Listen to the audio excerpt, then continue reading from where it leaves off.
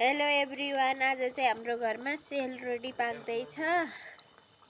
हजुरको घरमा पाक्यो कि नै? रुँदै भन्दै गयो।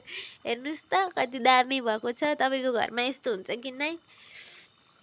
अनि कसलाई मनपर्छ सेलरोटी कमेन्ट गर्नु होला, अनि खाना आउनु होला, म दिनेछु फ्रीमा। हाम्रो मम्मीले यहाँ पकाइरहनु भएको छ सेलरोटी।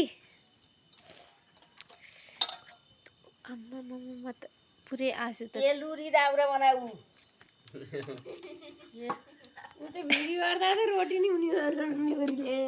हाम्रो आन्टी नि हुनुहुन्छ। हेर्नुहोस् त साथीहरू, कति राम्रो रोटी भइरहेको छ। हाम्रो मम्मीले बनाउनु भइरहेको छ।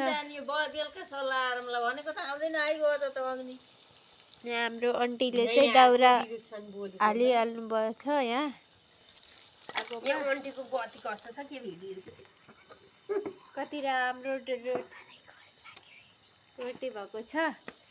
आउनुहोस् है त, कसलाई सेलरोटी मनपर्छ कमेन्ट गरिहाल्नुहोस्। तातो रोटी खान आइहाल्नुहोस् ल।